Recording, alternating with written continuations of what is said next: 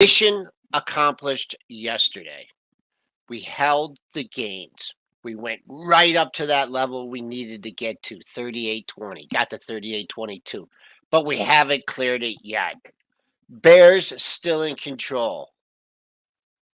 What we're going to talk about today is this market's on drugs, and a lot of them. Merck making a new all-time high. Amgen, where's the money that came out of the market, out of the utility into drugs? Will that continue? Tommy Lackey, longtime guest of the show, coming on at 8:35 to talk about relative strength and what he's seen out there in the markets. Mitch, let's get this Tuesday going for the folks.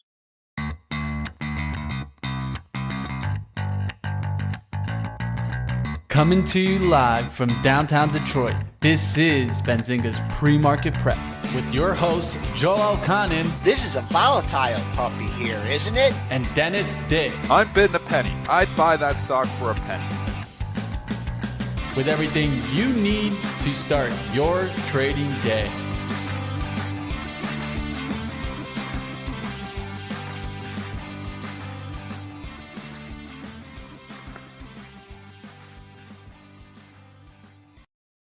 Good morning, traders and investors. Let's get right to the numbers. Let's get to the earnings. A little bit nervous up here. We hit 38.18 and a quarter. We know what that 38.20 looks like. We're down 13 and a quarter handles at 36.96. The dollar, it's been flat. It's up a couple pennies here, 111.97. TLT finally makes a move to the upside, up $1.19, 93.59. Crude continues to float towards 80, down 86 cents, 83.72. Gold can't hold 16.50, down 6.50 at 16.47.60. Silver back under 19, down 33 cents at 18.86. Bitcoin down $45 at 19,295. And Ethereum futures, they're up $4 at 13.49. We have a earnings bonanza today, Triple D, and so far Q3 we're just kind of moving along here in the markets. What are you seeing out there? The earnings have been so far so good, and again, just obviously from the channel checks I did there in Montreal, like I was saying yesterday, it doesn't appear to be a recession out there. And from these earnings that we're getting, the majority of them have been fine. We've had a few earnings warnings, but the majority of them so far have been fine. I'm still worried about going forward, but so far so good. Obviously, with that being said, there's lots of individual disasters here. China's still a disaster from yesterday. Those stocks did not really recover much whatsoever. They're up a little bit this morning, but after that serious sell-off, you'd like a little bit more of a bounce. Overall, market selling off a little bit here, despite pretty good earnings across the board. Like, obviously, there's so many companies that report there's some disappointments, but I know some of the major companies are actually trading higher, some of the major reports here. So that's interesting too. And then to your point here, and maybe we should just start with this because we haven't been talking about it. This market is on drugs, Joel. This market is on drugs. And I mean, wow. You got Merck, all-time high, full disclosure. I do have a long-term position. Same here. You've got you guys didn't give me the memo. I've had Merck for before you were born. 15 years. I've had that stock, I think. Man, you couldn't give me those shares? Come on. You're killing me. Yeah, the drug stocks are just Pfizer. I have as well. I have a bunch of them. I have that too. I have a bunch of them AbbVie. because they're, me, I'm a value guy. These are the kind of stocks that, are in my long-term portfolio. I mean, even Gilead, the dog of all dogs, breaking out here. It's a hell of a long ways from an all-time high, but I mean, there's a stock that never goes at all. So why is that? Why is that? That all of a sudden the drug stocks are getting hot. I mean, I think there's a couple of reasons here, but to be honest, I think the main reason is they've got low multiples, and two, they're seen as recession-proof. If you go into a recession, you're still going to need your drugs. You're still going to be, buying, from stock or buying drugs from these companies. So they're seen as kind of recession-proof, and they're not expensive. So rising interest rates, a lot of these things are trading at P's of 9 and 10. So they're not expensive as opposed to this, the staples, which, a lot of them you're still going to be buying their stuff. But if they're sitting there at P's of 25, you've got the rates, hitting that because they've got multiple contraction happening in the overall market. Well, there's not that much multiple contraction needed in this sector. So I'm kind of upset that, I went through it here and didn't think about this, but, it's nice for the long-term portfolio. So anyways, I just want to add just on that, been interviewing the biotech analyst over at Wedbush for the past 6 months or closer to a year.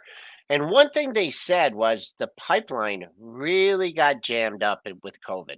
And as far as the drug approvals and everything, very slow to come through. And now, it's open and you're going to be hearing more. Now, of course, these stocks, move on their earnings as well. But it's the drug approvals, and we'll be seeing more of that in 22 and into 23. So we always knows that are the major catalysts for stocks along with earnings. Did we just lose Triple D?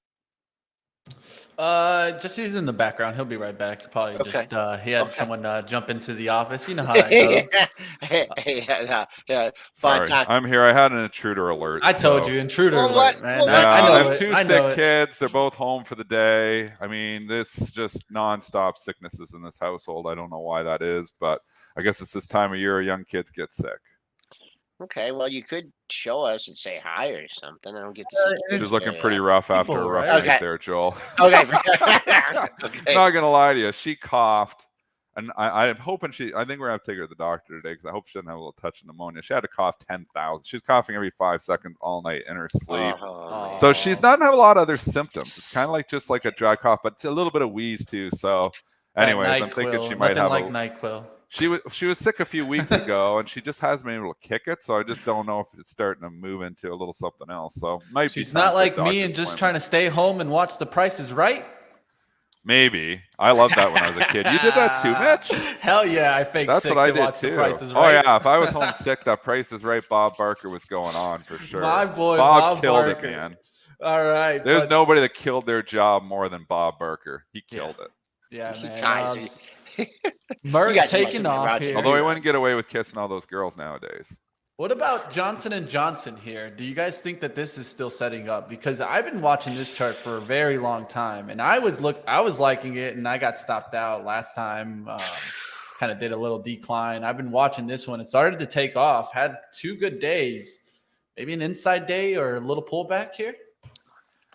This is drug stocks, so it's going to get the love, and it's got everything in it. Obviously, the higher multiple, so it's not going to get the love that some of these lower multiple drug stocks are getting, but it's still thrown in there. So market's playing a little bit of defense, looking for lower multiple. What's J&J multiple? 20? Let me look right. I haven't quick looked it on the up. Pro. Maybe we Let me could see what find we that. got. Go to the I got trusty you right Benzinga now. Pro. Mitch going to the trusty Benzinga. I'm guessing 20. It used to be like 25. I'm guessing it's coming up bit. I'm guessing 20. Yeah, 23 on the PE, and the little forward bit. looked 16. Yeah. Oh, okay. On the forward, 16 isn't bad. Yeah, So the if forward that's 16. right. Yeah. So I'd be a buyer of J&J on pullbacks here. I think the drug stocks, I think that does continue. Unlike, let's say, and I've been wrong on the energy trade the whole time, but the oil stocks have lower PEs too. So there are a little bit, reasons why they're running too. But at the same time, their businesses are cyclical. These businesses are not cyclical.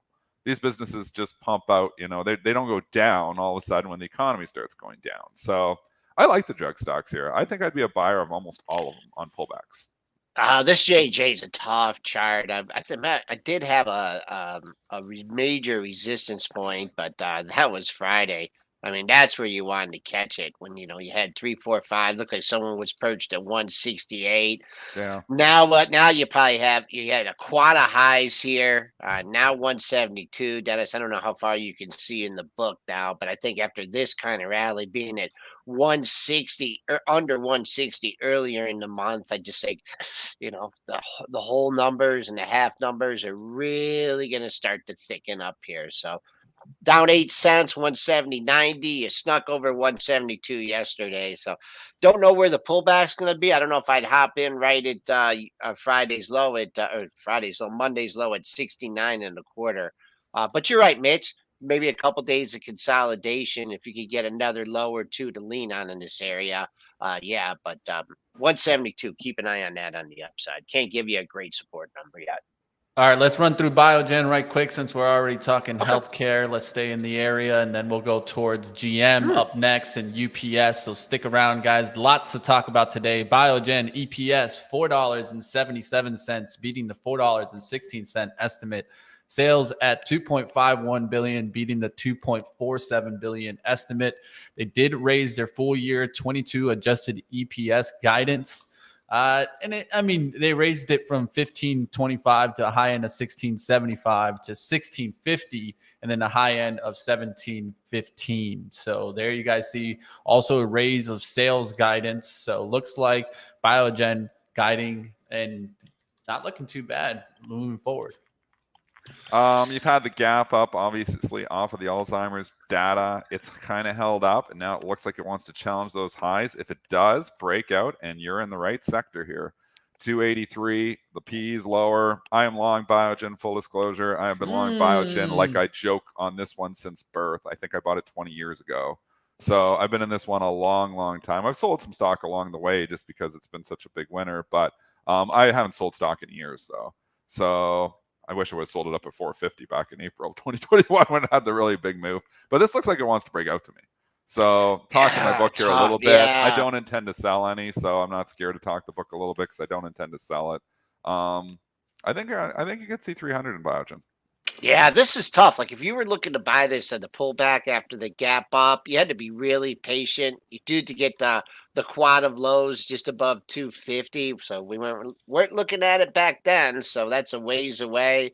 Trading up on 5,000 shares. Dennis X marks the spot. That was 83.44. Opened right up there near that area that day and sold off. The high close for the rebound was that area too, so I want to see it close above 276.61, but that's the only resistance. Very, very little trading in the pre-market. 283.44 if you're looking for a target. People don't like trading those $277 stocks. They like trading the $5 stocks. I like this setup. I like it. You like Biogen too? Yeah, we're kind of all on the same page. Well, you just gave technicals. You bullish though overall, Joel Biogen? What are you thinking? I think there's room up to 283.44. I'd be a seller there. I don't know about breaking out. The double top. Yeah. You think it may be a double top? Yeah. I don't even know if it's going to get there today because a lot of people, it had that pop up there and people are like, I'm going to let it go. And then they see it go to 250. Now they're getting their other shot at at the 275, 280 area. Yeah. And so that's what I'm thinking. But if it clears that, breaks out, I mean, it's clear. That's clear on the monthlies too. Then maybe take a shot at 300, but that's where I would play it on the long side. We'll see what happens there. I like the 270s off the monthly trend line. We'll see if that holds. All right, let's keep going. Let's get towards General Motors. Wonder what's going on in the EV space. Yesterday definitely had a shakeup with all the China news, but let's talk about General Motors here. EPS at $2.25, beating the $1.89 estimate. Good beat there on EPS. Sales at $41.89 billion, beating the $41.77 billion estimate. They do see full year 22 adjusted EPS at $6.50 to a high end of $7.50 versus the $6.79 estimate, and full year 22 net income at $9.6 billion to a high end of 11.2. They really, really believe or don't believe these numbers. I'll tell you that the market doesn't believe it, and it's because the wide range that they gave. They gave but even if you're making $5-6, the thing's trading with a PE of 5. Like they're pricing in eventually collapse of these earnings, and I am too. That's why I don't believe it either. I don't believe these automotives can continue to just, I think there was a lot of, back orders. I think there's a lot. I go to those dealerships. The channel checks of the dealerships, from my experience, are not good. The Apple store, it's bombed. Those dealerships are like literally, in my area, I don't see anybody buying cars. So not at these prices. So I think eventually they're not going to hit these earnings, but can't argue with the performance here as of late. You can't argue with this earnings report. It's pretty good. But I think if they really would believe in this, like that they were really going to continue to hit these crazy numbers, the stock would be up a hell of a lot more. So the market is calling the company's bluff basically here. Not that they're bluffing. It's just that they're being overly optimistic in my opinion. So I don't know. I'm not buying GM. I sold my GM at 41. I had it for a long time. Sold it back in September. It was a good sale. Wish I would have rebought 31 because I'd be up 5 points right now. But I'm going to just sit on the sidelines here on this one. They took it down first, it looks like, after the report, and then they ratcheted it up at and we talked about this on the At the Close show when you had the gap down. This was back on September 22nd. I believe Ford was the culprit on that day, giving some lower guidance, but still saying they're going to make the full year. That day you had a high of 38.04. You just came in at $38. You've leaked over $1.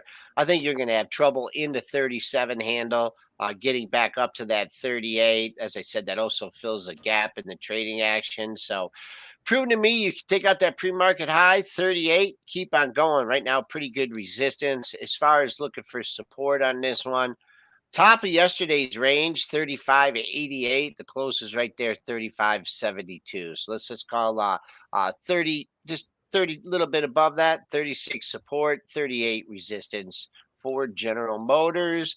Ford's kind of been sneaking up lately. Before I left, I remember seeing that. Got to get through 12. Got to get through 12. Finally got through 12. Good day yesterday.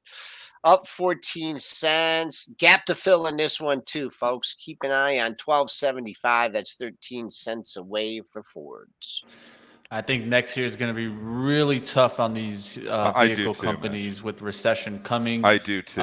Interest rates still rising. It's not like they're going to, even if the interest rates pause, that doesn't mean that they're going to be cutting them anytime soon. So I think that they might have a really good 2024, but I'll tell you, 23 doesn't look too good for me moving forward. I even think recession, forget a recession. I think less cars. It's just going to be overall less cars on the road. I'm not going to go to talking about this. It's the electric vehicles, man. Come on, Joel. I would mention that to Lisa while we were traveling. I said, maybe we just, go down to one car. She goes, yeah. My car, you can ride a bike. I don't have too far to go to get to work. So, but we'll see. I mean, the numbers are looking good. It's just, it's one of those days where, it starts out in the green and everyone's optimistic, and then the liquidity comes in. So I just want to mention too, that listen, skipping around here, but what about the price action in Meta yesterday? We talked about it with Tim Quast. Yeah. Made some comments about a big options trade in Snap. I mean, what do you think, Dennis? I mean, it went up on bad news for this. Well, and you had, let's call it what it is. The market just roared, and everything started going up on bad news. But seller exhaustion here. I mean, it's oversold. To Tim Quast's point.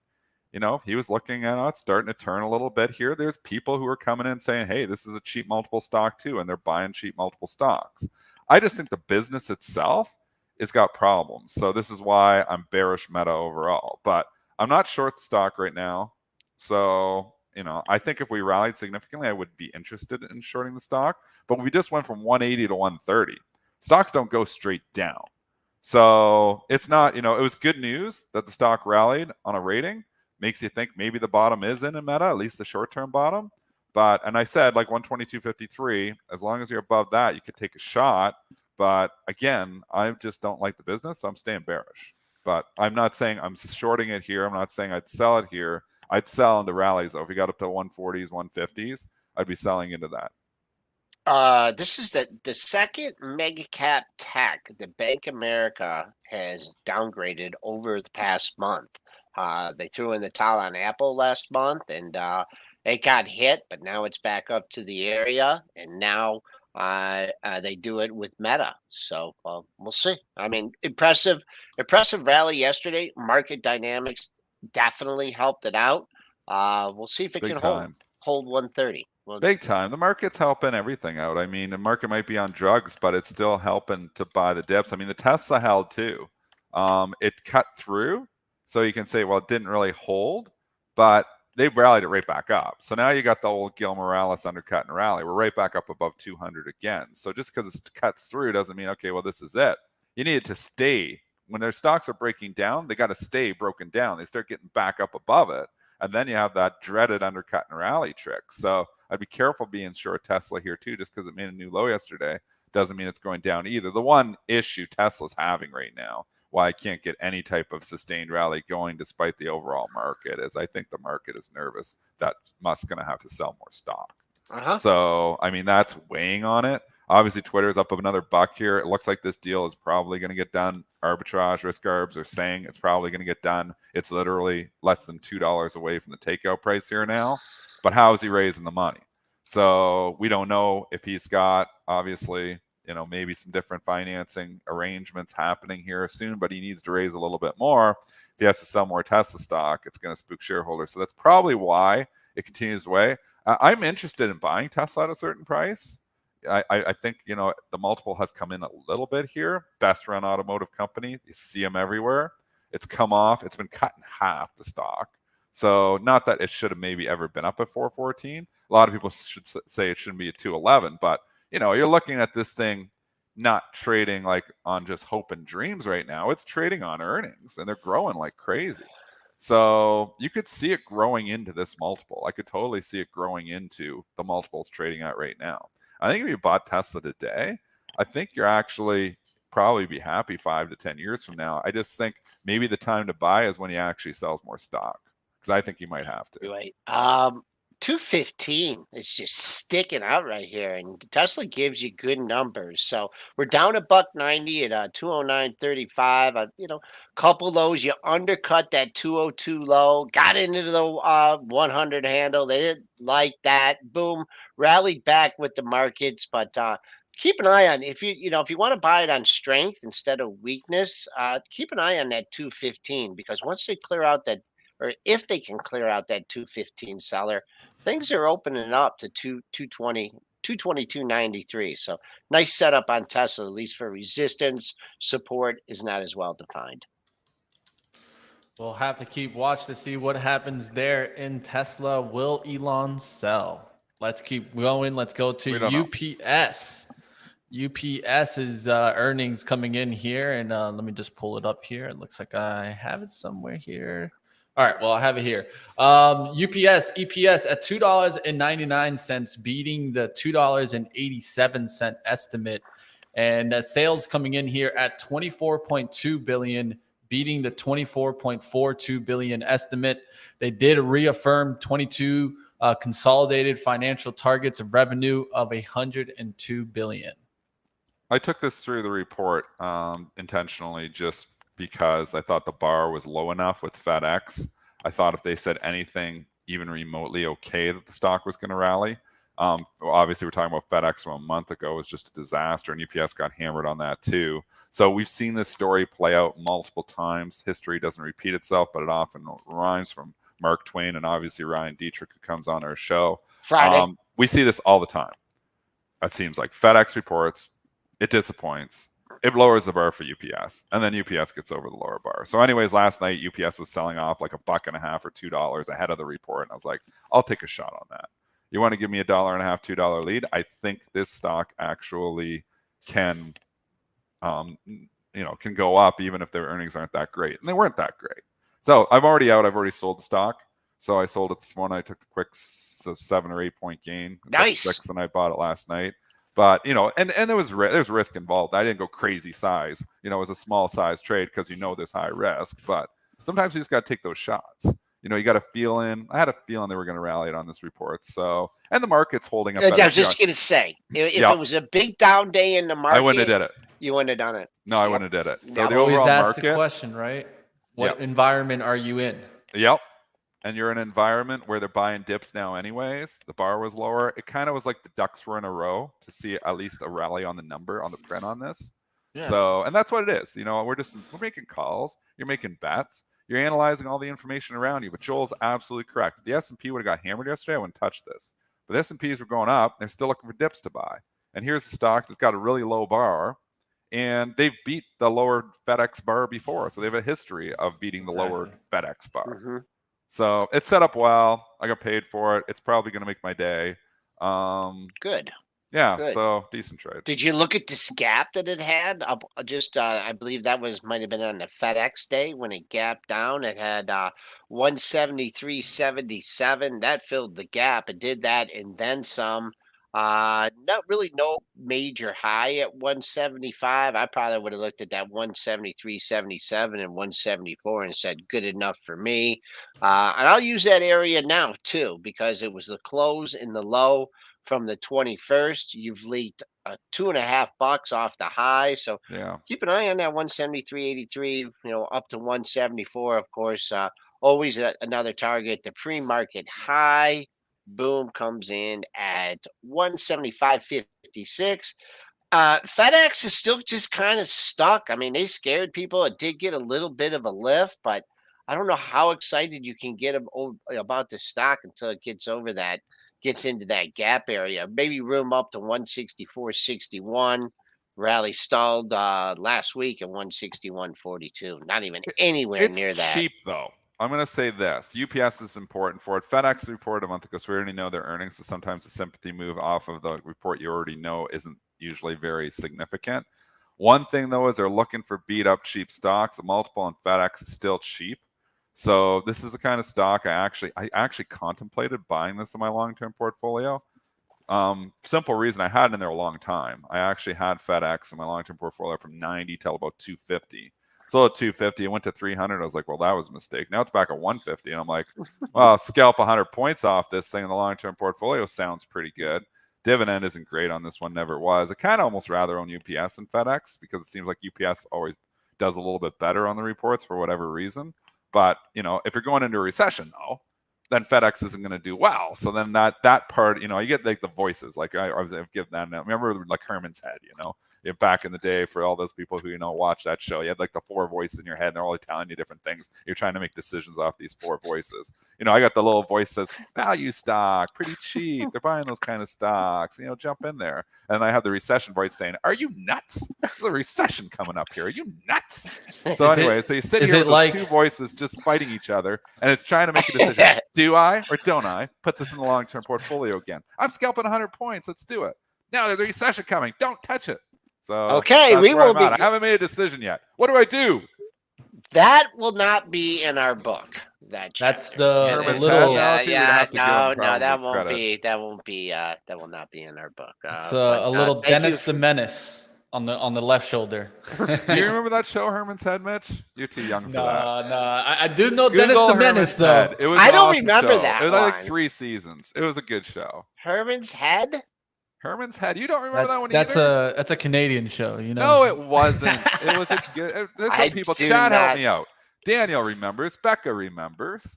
Are you sure that's the name? I just see a little devil, a little. Yeah, Daniel, it was on Fox. Fox came out with all the good shows. Fox killed it back in the days. Simpsons and Living Color, Married with Children. They rocked it, man. I remember Herman Munster. Herman's Head. Not what they used to be. Joel says it was a good show, and not you, Joel. The other Joel, unless you're pretending to be that Joel. No, I'm not. All right, let's sneak one more in here before we get to our guest. Let's really quickly go to 3M. 3M here, EPS coming in at $2.69, beating the $2.62 estimate. Sales at $8.6 billion, missing the $8.73 billion estimate. They cut full year guidance. They cut the full year 22 adjusted EPS guidance from $10.30 and the high end of $10.80 down to $10.10 and the high end of $10.35. The major issue still hanging over this is the lawsuits, right? So this is why the stock has gotten just, murdered. And if that wasn't hanging over, you get a 2-for-1 stock split in 3M from 200 down to 100. I'd say buy it, but I don't know when they're going to settle all that stuff up. So you've got that still the potential litigation, which is absolutely huge, hanging over the stock. I don't know if they have like a date or anything. I haven't been following it close enough, but obviously we're talking about the earplugs here.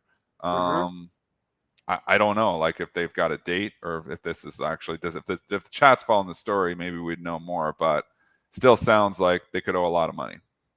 Yeah, I'm not touching it. Let's see. It dropped under 114.50. Where are these lows at? 113 is where I'd see any kind of support in this. 3 lows last week surrounding that area. I'll give that support. Down 337. You even got a ways to go to get to the bottom of yesterday's range at 117.19. So Yeah, so I'm there's trying to just range. read. I just Googled the updates, and obviously, I don't know how well this information is, but I mean, there's 200 in the class action suit. There's 250,000 claims, and the claims are, for millions of dollars each. Like, if that all went through, they could actually bankrupt the company. Like, I don't think it's going to happen. I don't Yeah, think there's so. gonna be But a this is like settlement, really hanging over, 3M, and this is a main reason why the stock has just been really hit hard. So lots of things to worry about with that. If that wasn't hanging over, I would say buy the stock, but I don't want to get in there with all this, it's litigation still and settlement talks and 230,000 claims on these defective earplugs. There's already been a big settlement, right? There's already I don't know what the settlement. I was trying to find the settlement amount, but not it was the whole big. thing.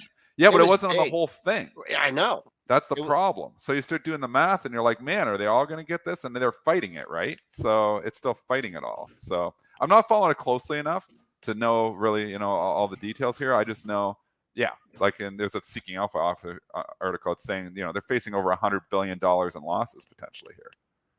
If all of this went through. Could you imagine? What's 3M worth? They don't have that. The company might be worth that. So it's a major issue. Yeah, it looks like there's 3 million lawsuits in all 50 states. Oh my gosh. 3 million. That's a lot to work through. There's a lot to think about here. And this actually is what hangs over the company. So I think it's a no touch for me, just as much as China stocks are no touch. The 3M is a no touch until we get more clarity on how much, everybody's going to get here. Because it sounds like a lot of them are going to get a lot of money. So, and if there's that many claims, wow. I saw 230,000 claims, which is a lot. 3 million sounds like a lot more. So I can't touch it for those reasons. Yeah, this is an update from the 24th of October. So just yesterday. Scary. So I think they know. 3 million combat armed earplug lawsuits. So not going to be something that I would step into. And the thing is, you just don't know how much they're going to sell for. So you don't know how the company will be valued. I don't know how they're going to pay it all. Yeah. If there's that many, even if they settled for, you got 3 million claims, even if you settled for like a few 100,000 a piece only, I mean, how much money is that? It's just so much money. So, and then like Pedro's even saying, I'm even scared. Yeah, I'm even scared to be trading it because all of a sudden you're long this thing overnight and it comes out with this news, that, boom, the settlement or something else happens. I'm just so scared of this lawsuit. Yeah, there's other places to put your money. Right? Yeah, exactly. I don't need to take risks like that. This is an unquantifiable risk. I don't buy stocks with unquantifiable risk. One that I was thinking about taking yesterday, I didn't do it, full disclosure, but definitely like the charts. And a lot of this based on the PepsiCo earnings, but I was going to take Coca-Cola. Coke. Yeah. Joel and I were talking about it yesterday at the close. I like the chart just because PepsiCo kept continuing after their earnings report. Yeah. But Coca-Cola EPS coming in here, 69 cents on the EPS, beating the 64 cent estimate. Sales at 11.1 billion, beating the 10.49 billion estimate. They do expect to deliver comparable currency neutral non-GAAP EPS growth of 15 to 16%. But part of that, of course, is expected to include a 9% currency headwind. So keep that in mind. They are going through some currency headwinds. The company does not plan to release 2023 full year guidance until next year. It's kind of stuck in the middle for me. I mean, I think about a 50% retracement of the recent move, 65 to 54, $11 off. Let's take, the middle of that 5.5. You get to 60, 59, 60. That's where I think the logical spot for this to stall out is 60. So it's not a cheap stock, but they're buying a little bit of defense right now. It does well during a recession. People are still drinking their Coke. Warren's still drinking his 6 Cokes a day, even if the recession hits. So, I mean, that's the good news. The bad news is the multiple is just not that cheap. So if you got multiple contraction, I'd rather own the drugs, but I'd be a seller at 60. I don't even know if you're going to get an opportunity at that Did it today. get up there today? Yeah, Not quite no, it yet. didn't. No, it got to. Well, there was a daily high at 59.73, and you've only gotten to 59.35. So you're going to need to do some heavy lifting first to get it to the pre-market high. There might be some paper at 59.50. Yeah. So at least for today, I took a look at that as resistance current. I don't even know if this can open over 59. I mean, 400,000 shares have traded. You got to chew through the book at A little 58. I bit. don't know what's perched at 59. But I don't know. I mean, going into the report, if you had it, be looking to sell it 59 to 59 and a half. Where to buy it, and Coke will do this. It'll give you a chance, maybe over the next couple days to That's buy it just under it. 50. I'm Like you sorry. think this is blasting off to new all-time highs? I think you're No. going to get a No. chance to. Yeah. So why? I don't think I need to chase. That's the whole problem with the overall market. Is like it just keeps giving you a chance. So you're like, do I really need to chase this 200-point S&P rally here over the last week or two, or am I going to get another chance? I mean, market seems to give you more chances. Giving you I a think lot it's of other chances here, and also with that, just yeah. the overall market, it major to me, it's major resistance, and then the real big earnings reports coming out. But it's 8:36 here, and Yeah. I want to bring in a guest that we've had on the show quite a few times from Relativity Capital Advisors. It's Tommy Lackey, who comes on to talk about relative strength and all that good stuff. Tommy, how you doing today? Doing great, guys. How about yourself?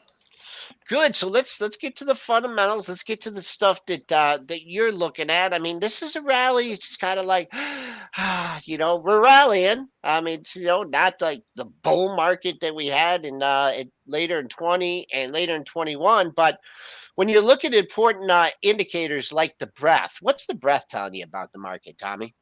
It's not improving the way everybody thinks it might be. We are seeing definitely spaces and things like that, but you're not seeing any kind of major breadth improvements. We saw those midsummer. Everybody talked about all the breadth thrust here and there and everywhere.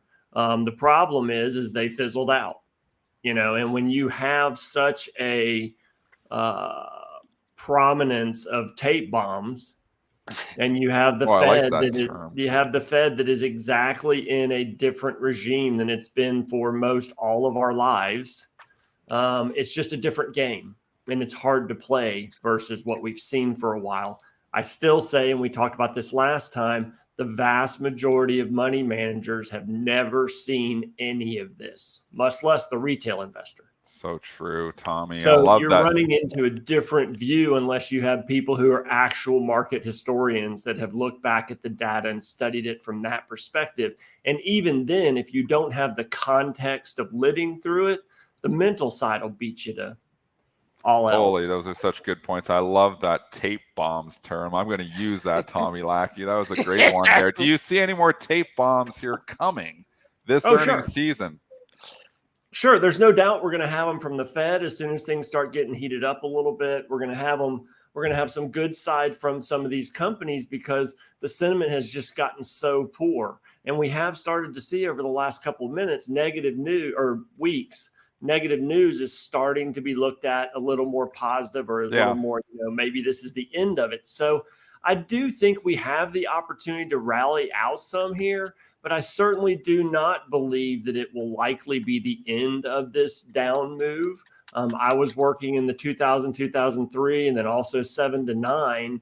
And these are a little more like that. But most participants from 2009 and 10 on, most young people, nothing personal, but most of y'all have been in a situation to where every single time things even got remotely shaky, the Fed would step in one way or another. And you're not going to see that. They may slow, but that's not stepping in.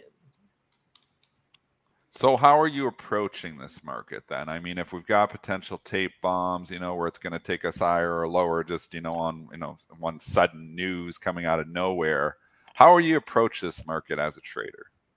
Well, and again, trader is such a bad definition and too broad. The reality is if you're real short term, great. You just have to stay on top of it every day, every minute, everything.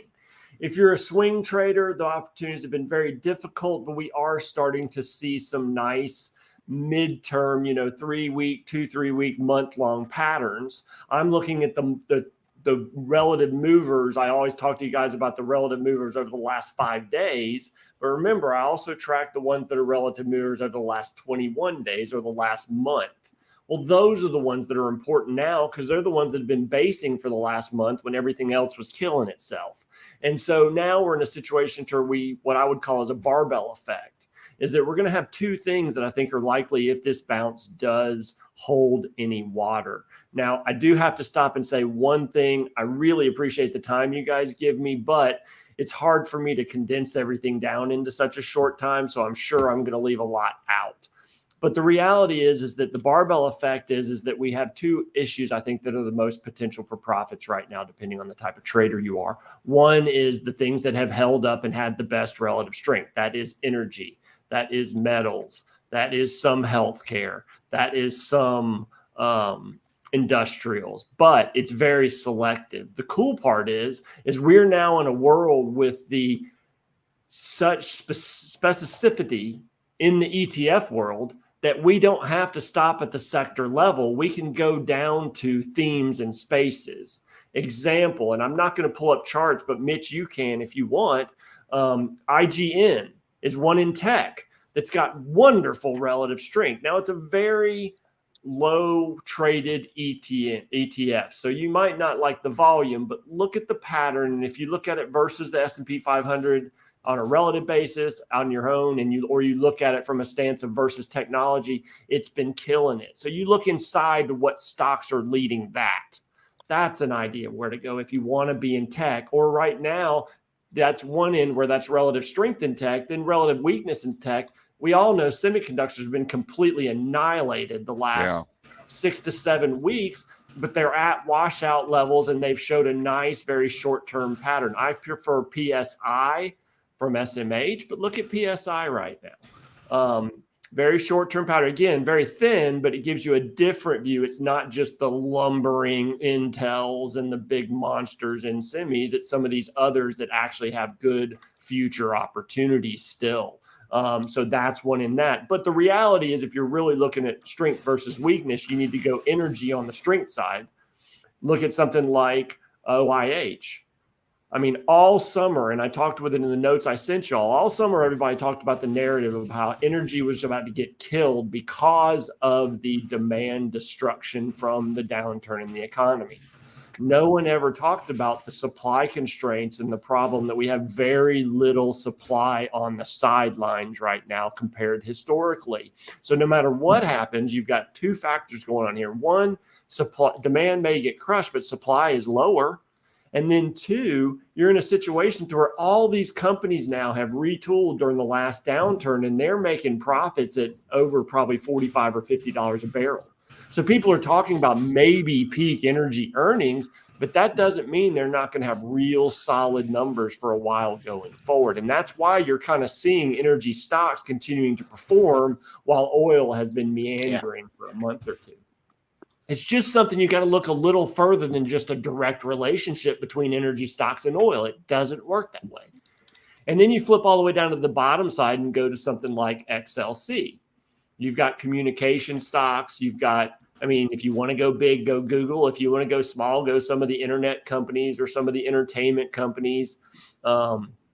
Maybe something like PEJ, which takes communications, goes a little bit more specific and goes into entertainment and goes into a more specified area. See, these are areas, again, been beat to snot and have been in huge downtrends. So I'm not counting on them to be the next, new highs. But what I would say is off these lows, if the markets get a 10 to 12% bounce, something like this could be 15 to 20. And so it gives you the opportunity to get into some of these spaces that have really been singled out and beat up or singled out and held relative strength. And when we do get a market bounce, those are the two I would count on the most. The ones in the middle, I think, will continue to be stuck in the middle. All right, I jumped in there. I took the opportunity to throw up some names in those ETFs. So what I did is I just did an RSI outlook and threw up some names for you, Tommy. I appreciate you going through those ETFs, though. But it gives you the idea of how much specificity you can have. And what I would say is with the issues of this market, when we're at very extremes, like we were at a week or two ago, I definitely prefer the ETFs over the individual names because of, as I said, the tape bombs, the lawsuit, the, lose that big contract. Because right now we're still in a major downtrend. And when bad news is taken as bad news, it gets crushed. Yeah. So it's hard to pick any one unless you just have a really, really good feeling, or unless you've been watching things like options activity and things like that give you a different viewpoint of a clue. Tom, we're going to get the mega caps here all coming at us fast and furiously in the next 2 to 3 days here. I mean, just looking at the tape tonight, we're going to get Microsoft and Google. Tomorrow, we're going to get Meta. Thursday, we're going to get Apple and Amazon. We're talking about basically over 20% of the S&P 500 here reporting in 5 names. I mean, this is going to be, market moving to say the least here. What are your thoughts on these names? You can just bulk them all if you want, call it FANG, call it whatever you want. What are your thoughts on these names as we approach this, in 2 days, this, I think, again, it depends on some example of what they announce. The sentiment is so bad still that there's a great chance that they bounce out of here on reasonable or just not terrible numbers and outlook. But the outlooks are going to probably be more important than the numbers. Yeah. And there's going to be a lot of questions that have to be answered about tech layoffs for the first time in decades. So, or job freezes or whatever. So that leaves you open for some definite risk. But at the same time, again, that plays into the fall end of the year bounce that I think we will likely have. Again, we've stretched so far. Everybody's talking about the worst year ever, the worst year ever, the worst year ever. Usually when that happens, it doesn't end up that way. Doesn't mean it won't be a bad year, but it may not be the worst year ever. And so I think once the elections are out of the way, we have a chance that, there may be some portfolio manager chasing into the end of the year if anything does ignite. Now, all this comes with a high level of risk. I put in my notes that I could see a short-term lockout rally like we've seen in the past. The only problem with lockout rallies is they tend to be in uptrends, not downtrends. So that would be the exception, not the rule here. But again, when sentiment gets so bad. A lockout rally, Tommy? Yeah, lockout rally is basically to where it just goes up almost every day for 2 to 3 weeks, 2 weeks maybe. And, I could see the S&P heading up to that 4,100 area easily without doing anything. I can't blame you with that outlook. If you get people on board, because everybody is just like, what am I going to do to finish this year? Mm-hmm. And I think that could be possible, especially if we get any good news or if we get any good reactions to bad news. The traders in us, even those of us that are position traders, eat that up when it starts changing the character. And we're seeing that right now. The question is, can it hold? It didn't during the summer, but end of the year tends to be a little different sometimes just because of all the different tailwinds that you tend to have. I agree. I can't disagree with that, Tommy, and the outlook, especially in the short term with no Fed talk this week. So who knows, maybe these earnings come in a little bit better than expected and really start getting us going. Now, is there certain sectors that you're looking at that are starting to get stronger than others where you could look for the opportunity here? Yeah, let me go to that and just say, but I will say that I do think those large tech companies have to lose those percentage weighting behemoths before this is all over.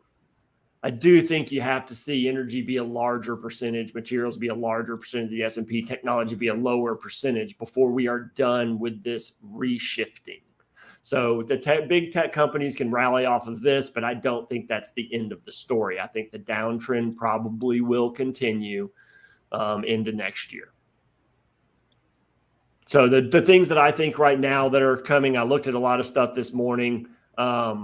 Basically where I think the sectors and stuff like that is I think you're still in oil and gas. You still have things like that still have some room. Yes, their peak earnings may be there, but their earnings are still going to be better than everybody else's during the downturn, period.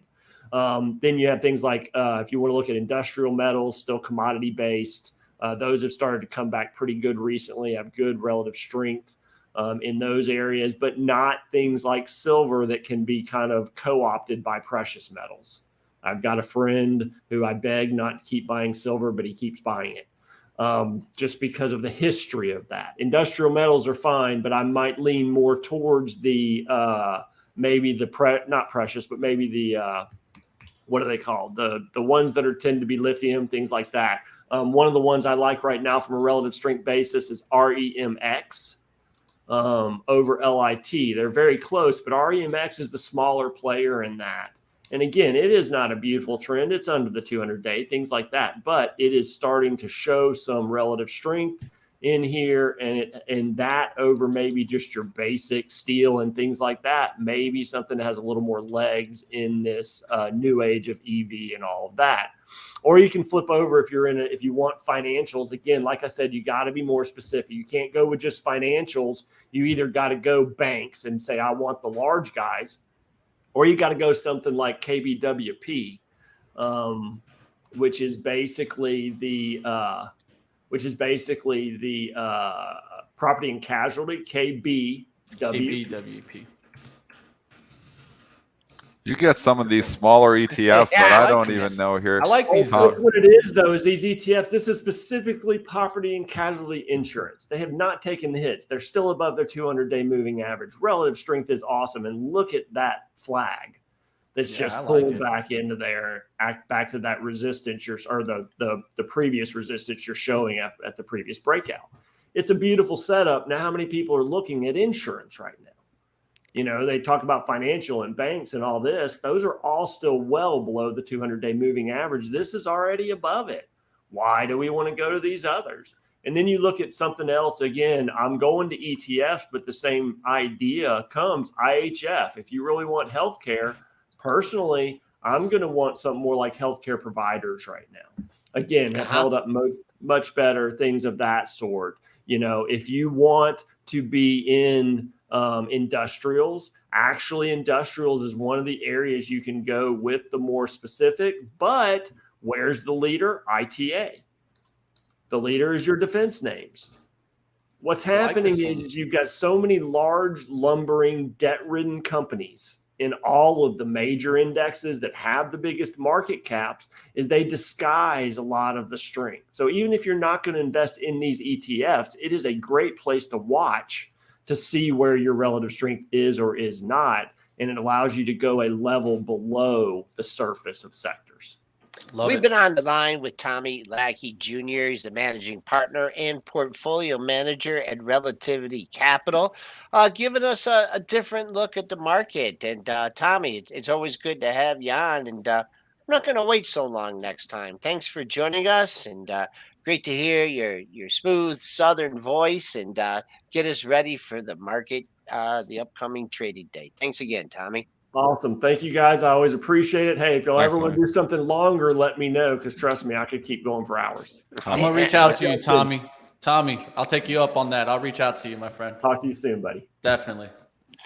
All right. That's what I always like to see. You guys know I love my relative strength. So I love him bringing up some different kind of names there and diversification, right? He's saying it there. And I think it's pretty smart in what he said. Maybe not stock picking because, of course, these overnight catalysts sometimes just are surprises and you just don't know in the stock market. But like you said, those tape bombs, you want to avoid those, right?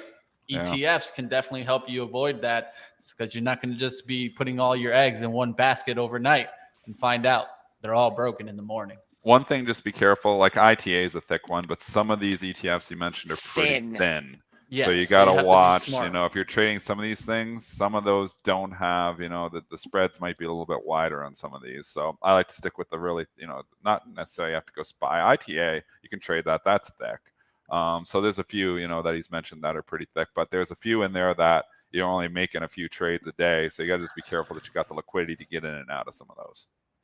And I think he mentioned using them a lot as indicators too. I think so too. He's looking at it as indicators more than maybe actually making the trades on those. Yeah. So I wanted to ask him that, but he's gone. So, okay. Jump back in. We got 5 minutes here left. Do it. There's so much. We could do a quick ticker time. I mean, we haven't done ticker time here for a little while. All right, how about we'll do this? You guys drop tickers that you guys want to be covered of their earnings, because there's so many stocks today. I mean, we can go Valero, Halliburton, Logitech, Raytheon, Cleveland Cliff. I did see mentioned in the chat, so maybe we go to Cleveland Cliff. I think we should actually. Cleveland Let's Cliff. go. So Let's do down Cleveland Cliff. 11% here. Business obviously cyclical, obviously getting hit here. What were the earnings? Tell me the earnings. EPS at a 29-cent, missing the 55-cent estimate. Sales at 5.7 billion, missing the 5.82 billion estimate. They did announce a 1.8 billion reduction in net pension OPEB liabilities. Honestly, I don't know what that is, but I'll just bring it to you because it seemed important.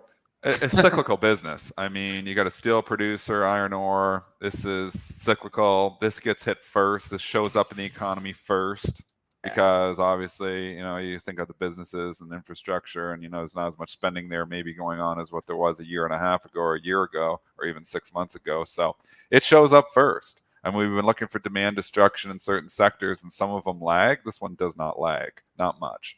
So this is why, stock is showing you demand destruction here right now. It's showing it those earnings, that we were looking at when the thing was trading at a PE of 4 or 5, maybe wasn't sustainable. You had obviously cyclical business, stock up to $34 a share because, the PE just got so low that everybody's like, oh, how can you go wrong?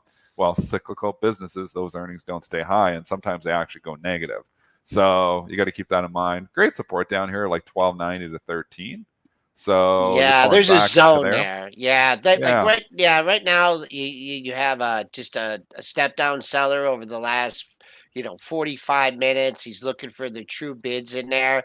We're not gonna really tell you to short it in the hole down $1.61 or over 10%, but when you just see a patient buyer there, and that was back at the end of September from 12.90 really up to 13.40. That encompasses all those lows. So if you want to get into the stock or you're looking to cover a short, see how aggressive they are, hitting those bids. But the actual low of the move that Dennis mentioned was 12.90. I think it's just the way it's looking right now. I think it may not get there, but keep an eye on that. Is the low of the move at 12.90. Next up, we'll go to Logitech. I do see some people mentioning it in the chat, so let's run through that. Logitech International EPS at 84 cents, missing the $1.10 estimate. Sales at 1.15 billion, missing the 1.27 billion estimate. Reiterating full year 23 outlook, but announcing a CFO transition as their CFO is leaving. It's come down so far. I mean, there may be no stock, and obviously Logitech, a huge company over in Europe, $140 down to 45. Now it's trading 49. I'd wait for a pullback here, but you've gotten a value zone in Logitech here. Yeah. I mean, I'm a value type guy. I don't know what the PE on this thing is, even on reduced earnings. I got to think that this PE is getting into the single digits almost, I would think. Can you see where it is, Mitch? I got you. I'll do it right now. You're talking about it. It looks like I got overall 13.82, forward look 12.4. So low. I mean, you got all this support down at 40 from 2017, 2018, 2019. This is a stock I'd buy in the low 40s. So obviously it's a rally day to day. I'm not chasing anything in this market. So up 7.5%, but had the washout low to 41.81. I think you get the stock back down to 45, 46. I think long term you'll be okay. Oh boy, there's really no two levels to tell you like, hey, this is great resistance. So 49.44 was your September 16th high. Kind of someone looks like they're a little bit of seller here at 49. 49.03 is where you're trading. So 49.44 for one target, and then another target would be just right at that $50 area. The high on the 15th, 50.36, but looks well bid for now. Just make sure if you're playing this one that it just, gets bid, and where when this candle turns to a regular session candle, make sure that, it holds. Let's hold 49, goes up to, 49, 10, 20, 30. I'd hate to see it, if you're long it, opens 49, boom, goes 49.20, then gets locked down back at 49 below the open. But I guess this one, and I've talked to some different people about this one, the old back to the office thing, right? People are going to be new, after being absent, new computers, new mouses, is something that could be a headwind for this stock going I forward. think so too, because you just look at the headwinds, and obviously everybody's been buying PCs. We had the PC boom. PCs are hurting, so this is why Logitech direct play on PCs, really. All the components and all the parts that go in, obviously, mouses and all your other stuff you use with a computer. So I mean, people aren't buying new PCs right now. They're not going out there and doing that. So that's why these earnings are cyclical to a certain extent as well. I just feel like it's come down so far that we're back to like where we were, even pricing in all the cyclical earnings. I mean, it's from 140 to 40.